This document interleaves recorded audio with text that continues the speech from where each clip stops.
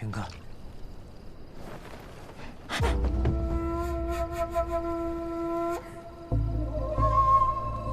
你怎么来了？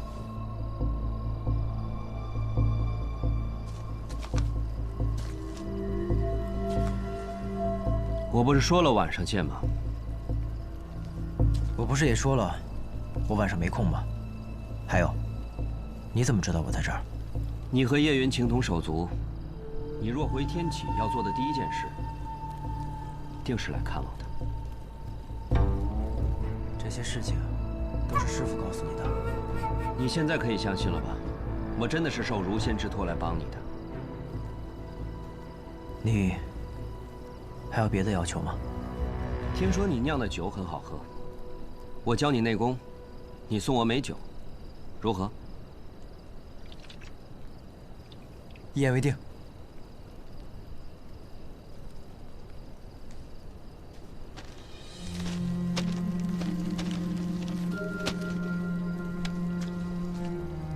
云哥，走了。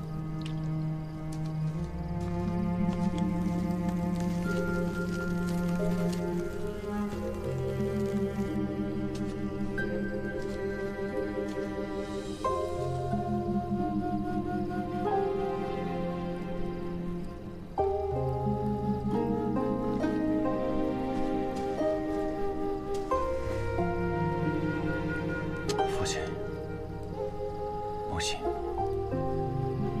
孩儿不想今天才来看你们。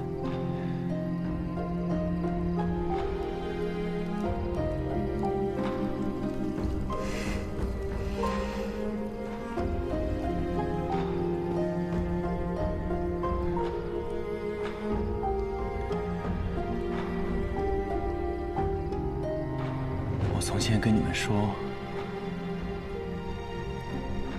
我不想做大将军，我想做一个自在江湖的剑客。如今，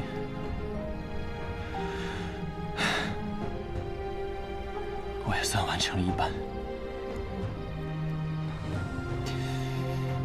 今天来看你们，也没带什么好东西啊。我给你们舞一会剑吧。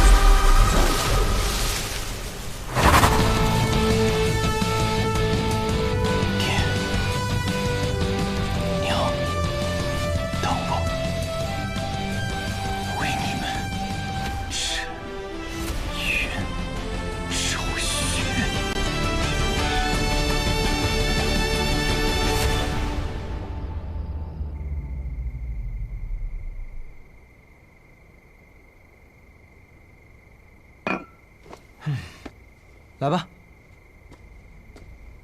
选一坛吧。一坛可不够啊。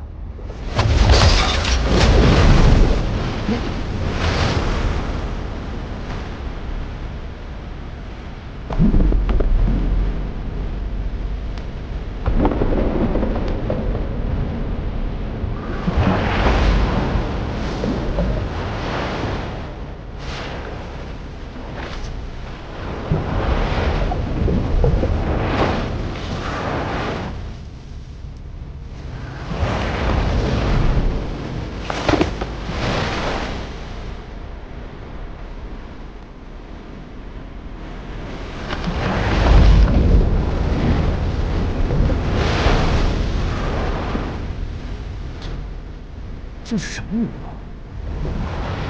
这是你马上要学的内功，名字叫落花流水。落花流水。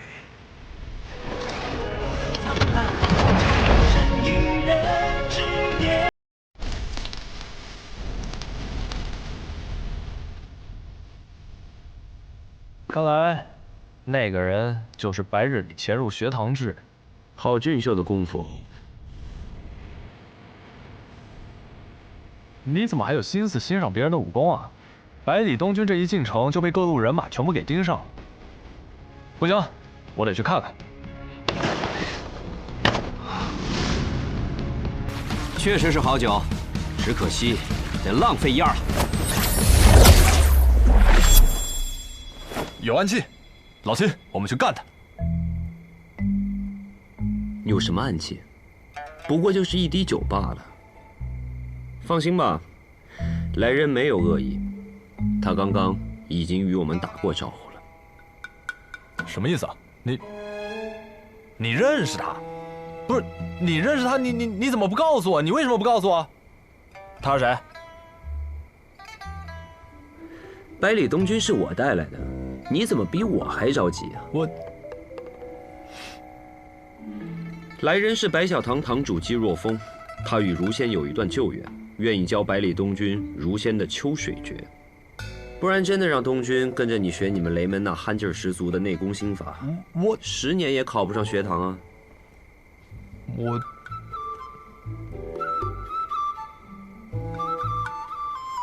我憨吗？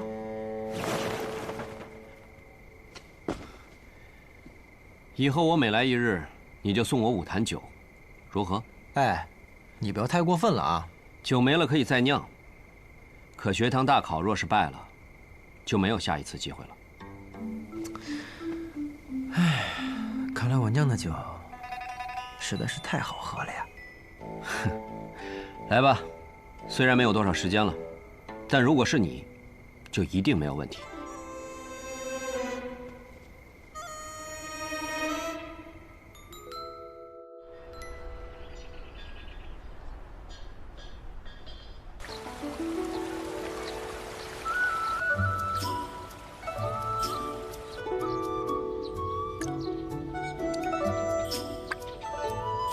公子，还有3日便是出试了，不知此次出试考题可有眉目啊？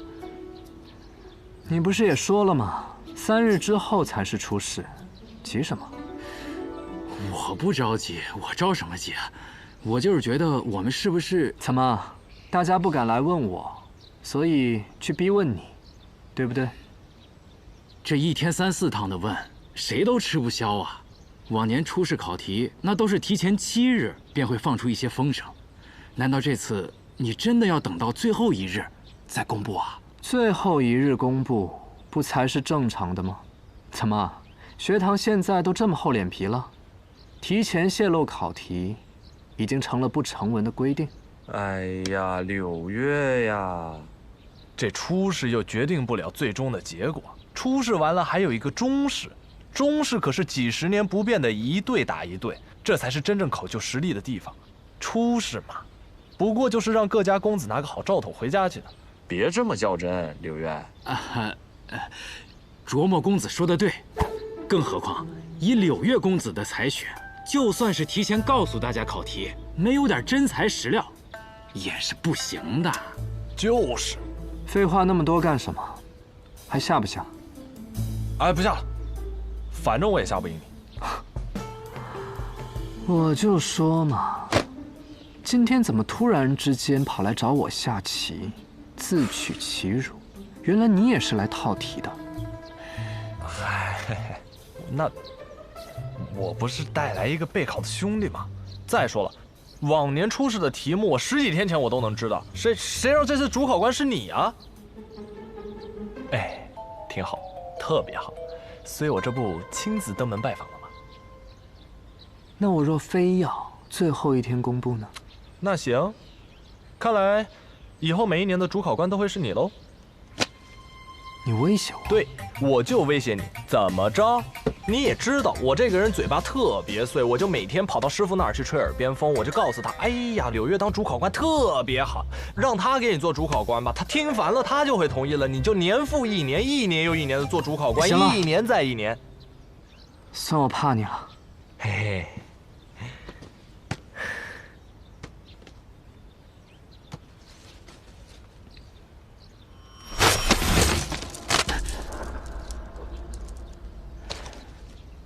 文武之外。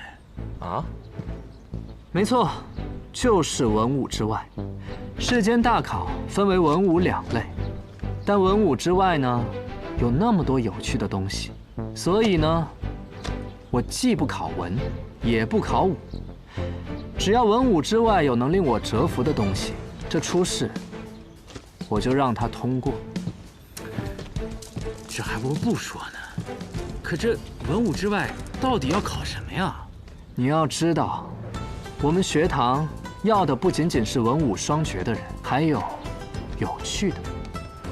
而这文武之外，考的就是人。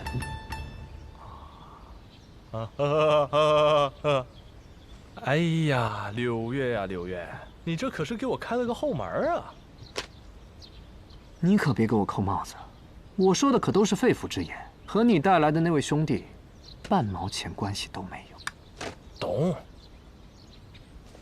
哎，对啊，你说那位小公子最近怎么样？我也不知道。话说，我也好几天没见着他了。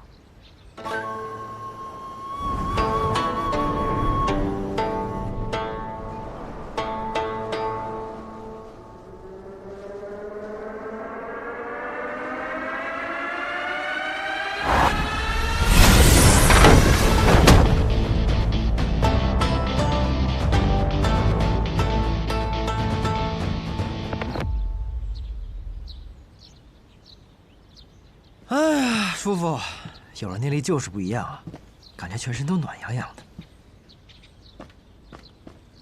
哎，雷梦莎今日来学堂了吗？卓墨公子的动向我怎么会知道？没大没小啊！怎么了？今日突然有事找我啊？我有个好消息告诉你。哎呦，巧了，我也有一个好消息要告诉你。真的？你先说。来，初试的题目出来了。出来了？是什么？4个字：文武之外。嘿，嘿，嘿，嘿，嘿，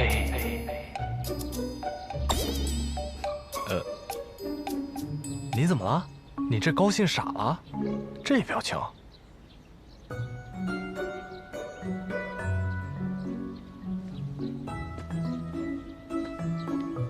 不是，那你文不成武不就的，这文武之外真挺好的。文武之外？我练了这么多天武功，你告诉我文武之外？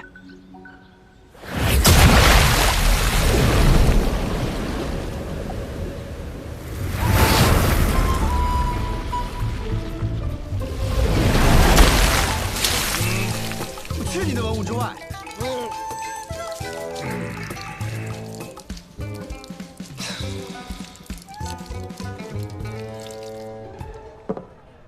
真是奇了怪了，文武之外，不考文也不考武，那这算什么考试啊？那你说这选拔的是什么呀？或者是谁长得美，谁就能进中试？哼，兄台此言有理。那柳月公子据称是容颜绝代，说不定就是谁长得美就符合人家要求呢。那，旁边这位小哥容貌俊秀，若去参加考试，那必定能通过呀。确实气度不凡呀。谈。哎，客气客气。文武之外，倒是有趣。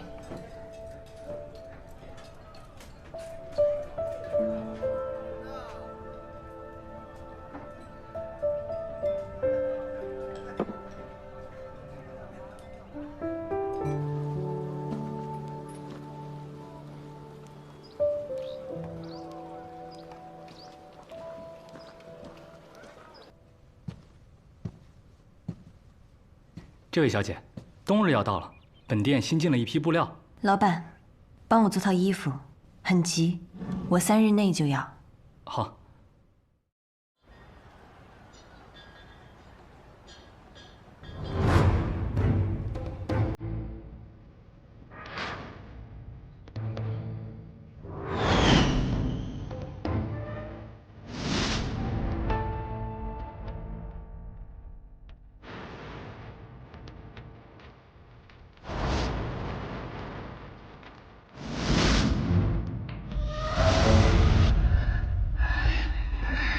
行。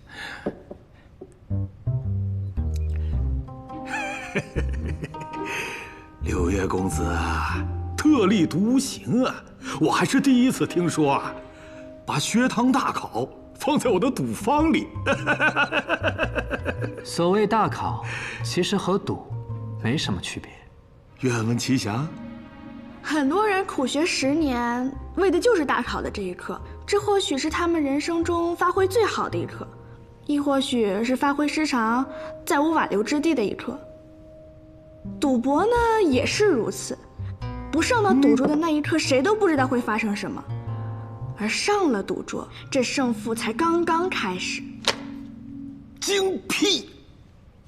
除非出千。怎么？有人敢在你这千金台出千？当然不会。所以我们今日在此大考嘛。六月公子啊，果然不同凡响啊！妙哉，妙人呐！连我这大金牙都为公子倾倒了。二爷呢？当初选择借地给我们的不是他吗？去听曲儿去了。我也不知道为什么他那么愿意听曲儿。本来对这个学堂大考不感兴趣，答应你们啊，无非是柳月公子拿了一阙残谱与之交换。哎呀，能为学堂大考提供场地，我千金台每天损失个1.8千两的银子，不心疼。涂大爷的损失，学堂明日自会派人送来。这就是学堂的嫉妒啊！都快唱行亮，收单。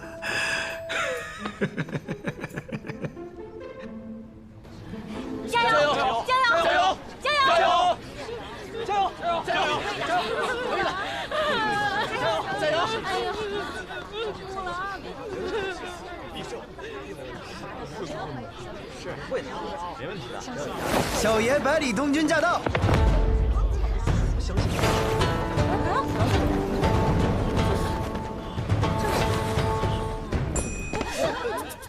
又喝多了？谁喝？你是那个剑林的高手，你叫叶鼎之。哦，对，叶鼎之。那天我是喝多了，不过我记得你剑术不错，人还挺有趣的。本来我还想跟你交个朋友呢，结果没来得及说话，就被我舅舅给带走了。现在想也不迟啊。成，你也是来参加学堂大考的？自然。参考学员即刻入场。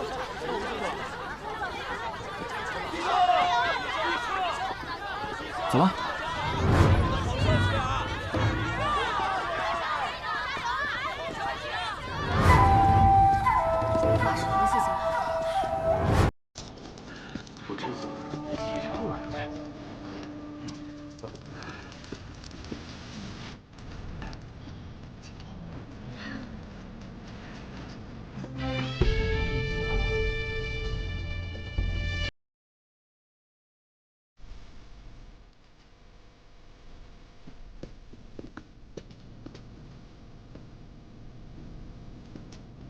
这莫非就是雷莫莎此前跟我说过的什么赔率？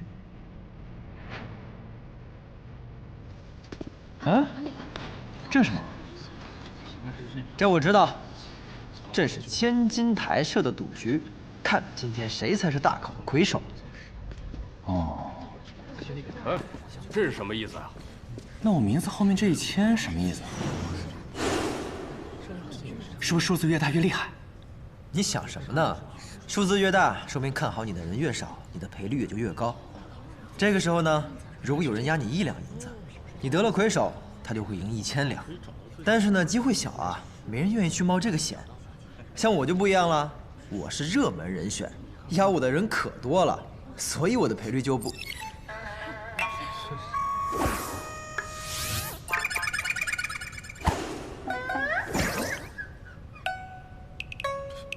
然也是1000。连个外院学生丢了桃子都接不住的人，赔率不是1000，还能是多少？啊！这千金台的赔率呀，是根据买家的数量决定的，还望柳月公子让小先生不要介意啊。小先生欺我功夫馆这等小事。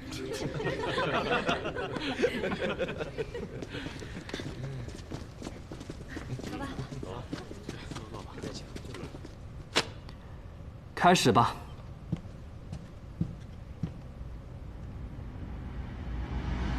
学堂大考，准备开始。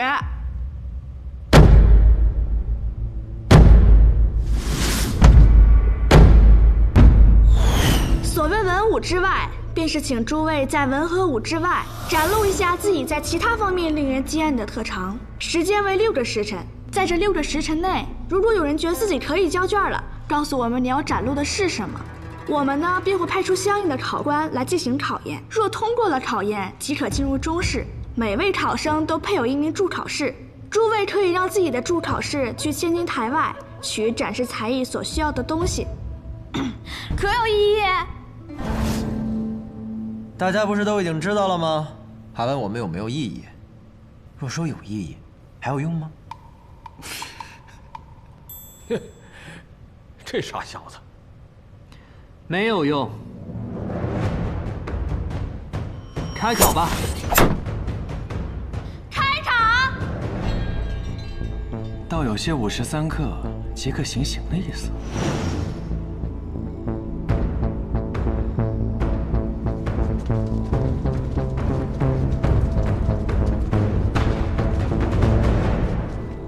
来人！来人！来人！来人！这位公子有何吩咐？3路客栈，哎，去找雷梦莎，公子把我的大包裹给我拿过来。找谁？废话多，公子雷梦莎，去吧。哎，你打算做什么？一会儿你就知道了。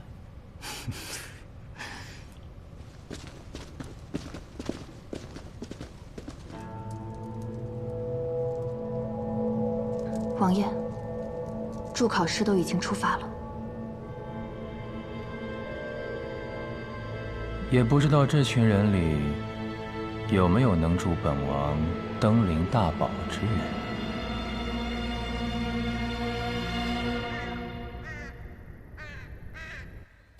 今日学堂大考。是陛下。百里洛尘的孙子百里东君也在参考人之里。他怎么也在天启城？是九皇子殿下把他带回天启城的。是不是九皇子殿下也？你把老九想得太复杂了。姑的这个儿子，姑自己知道，他把百里东君带到天启，很可能只是因为欣赏他罢了，他不会与那小子为难的。相反，百里东君若是有事，他会豁出性命去救他。姑倒是有些好奇了。一直听闻百里洛尘那个独孙是有名的纨绔，却没想到突然有一天，他学会了西楚剑歌，又不知为何得到了老九的青眼。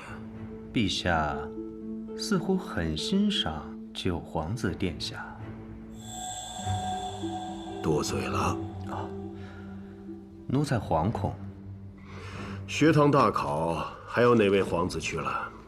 亲王殿下也去了。老二啊，罢了，小崽子们的游戏还不值得姑费心呢。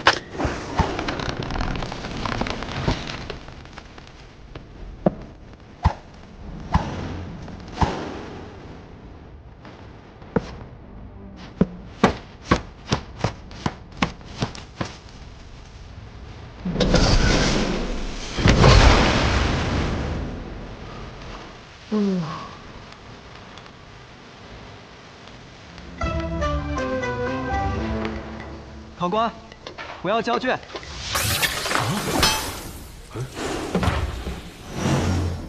哟，还真有这么快的？你叫什么名字？教的又是什么？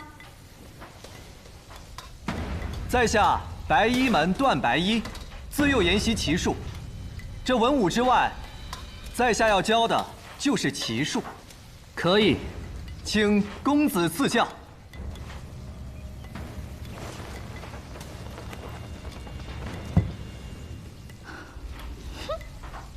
你和我像。你学了几年棋啊？你学了几年？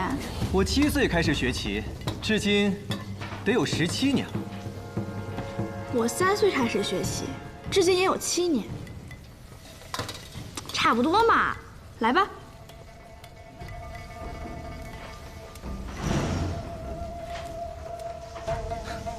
我执黑不办，你先请。好。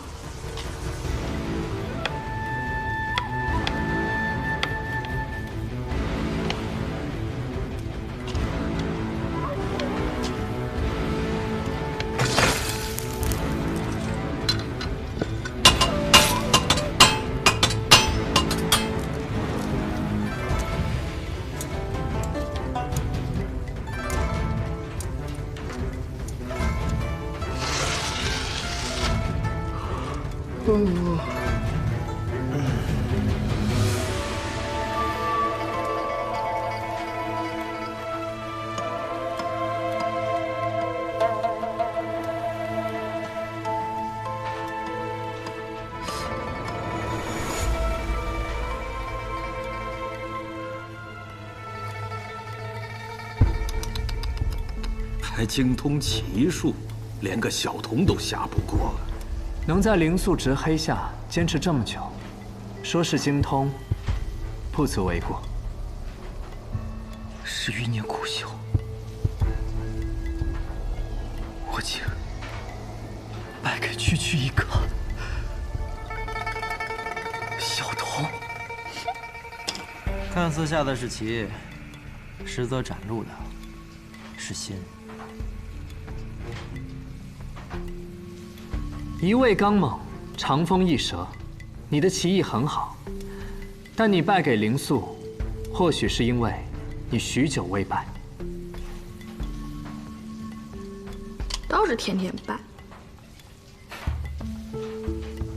今日一败，未尝不是件好事。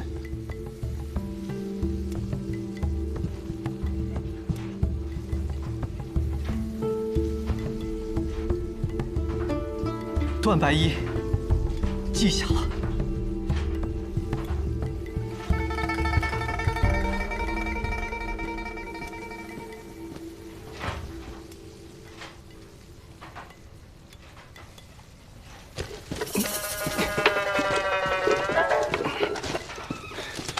这谁的出考试啊？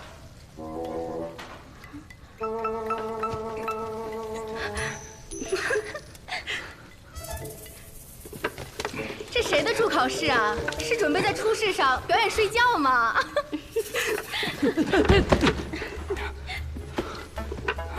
多谢。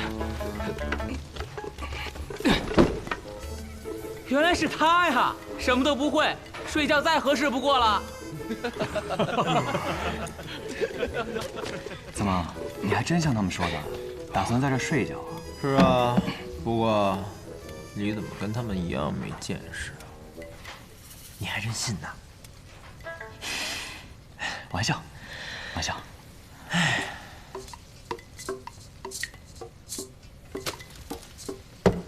哎，你准备的东西呢？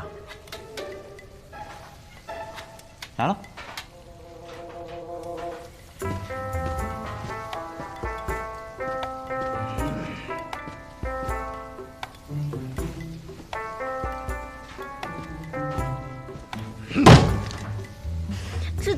这什么呀？刚杀的北蛮羊腿，还新鲜着呢。这就是我准备的东西，有意思。那现在可以告诉我你打算做什么了吧？酿酒。酿酒？我呢，身无长技，只有酿酒这项技艺是我从小锤炼的。既然要比文武之外，自然要拿最拿手的出来。可是酒不是越陈越好喝吗？这6个时辰内就能酿出好酒了？这你就不懂了吧？陈酒有陈酒的酿法，新酒也有新酒的酿法。这世间酒有千种，各有一味，也并非越陈就越好，而是要看你能不能喝到自己喜欢的。别光看我呀，你那羊腿还在桌子上休息呢。酒来了。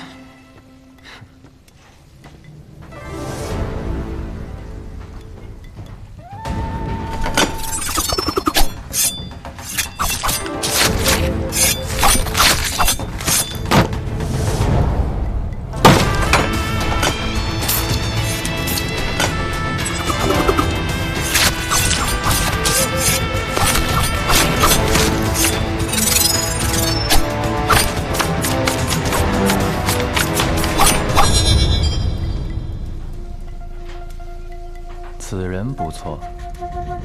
这手刀法看起来似乎普普通通，细微处却显露了真功夫，可称得上是高手中的高手。考完给他发帖子吧。那九皇子选中的那位少年，你是说萧若风带回来的那个？父皇遣他去了一趟黔东城，他便带回来这么一个人。你说，这人能是什么来头？镇西侯府整个朝堂谁能拉拢得动？更何况，这镇西侯是本王登临大宝的最大绊脚石。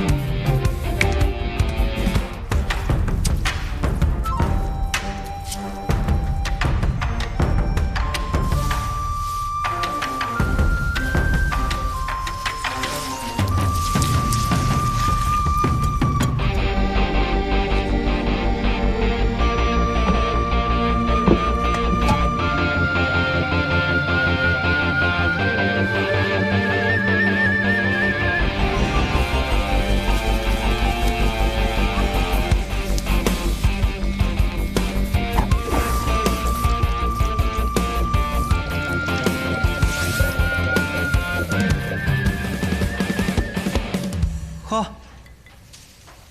你这可以啊！弄好了？是啊，之后每间隔1个时辰，换一个热水袋就可以了。这可是我的独门秘籍。等我的羊肉烤熟了，咱俩的晚饭就有着落了。羊肉配酒，越过越有。那就要看你的羊肉好不好吃了。唉，不过你说的倒也对，估计咱们2个只能赶个末尾喽。这前排和末尾有什么意义呢？总之能进就是了。谁说没有意义？第一就是第一。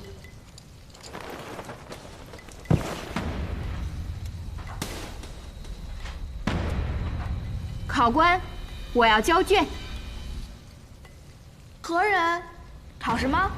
江湖客，无门无派，姓燕，名菲菲。至于考什么，你下来，我告诉你。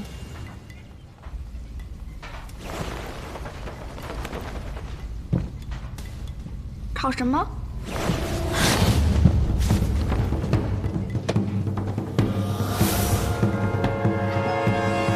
就考这个。你偷东西。哟，这轻功可以啊。我见你的轻功也不虚啊。偷东西多难听啊，这叫妙手空空。我这土方里啊，还来了个千手千眼的佛爷。看这手法，应该是神偷空灵儿的徒弟。东西还我！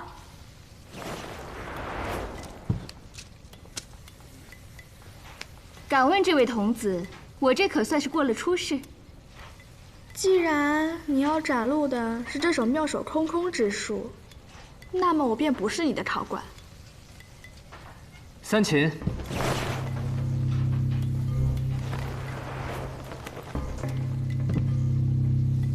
我名三秦，你有3次机会从我身上偷走一件东西。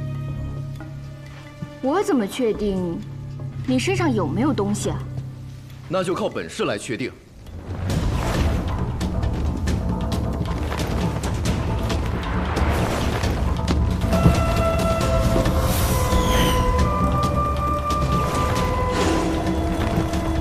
这是轻功，3步追缠。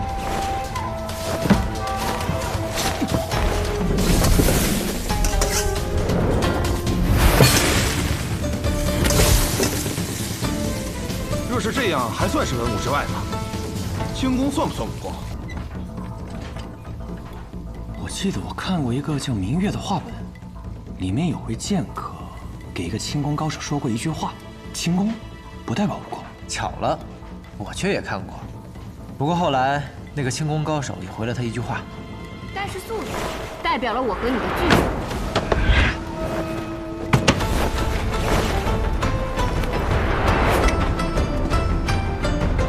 三飞燕。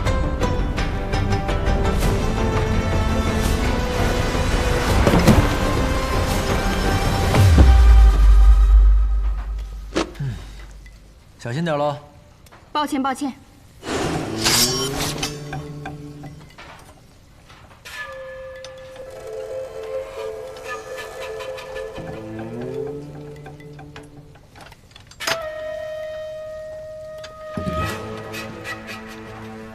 如何？考生燕飞飞通过出试。多谢。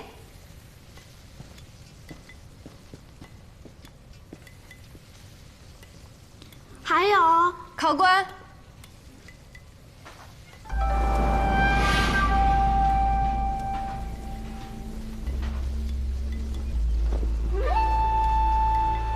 我也要交卷。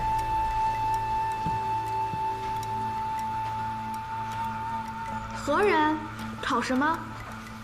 我叫尹落霞，我来比的是。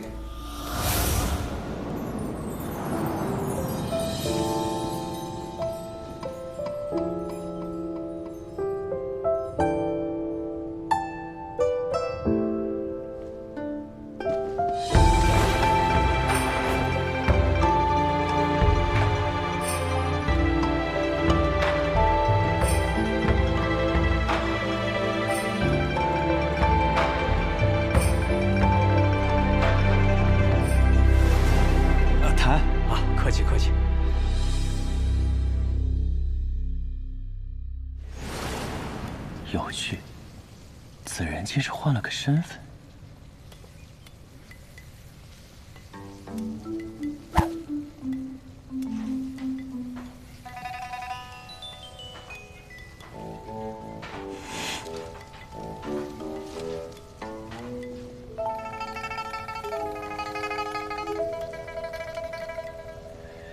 怎么，这么好看吗？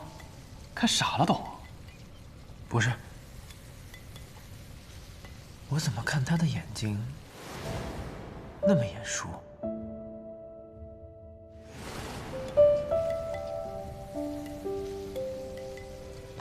你怎么看谁都眼熟啊？在剑林那会儿，你不看我也挺眼熟的吗？没少用这招套近乎。呸！别瞎说。不可能，不可能，他跟仙子姐姐给人的感觉天差地别。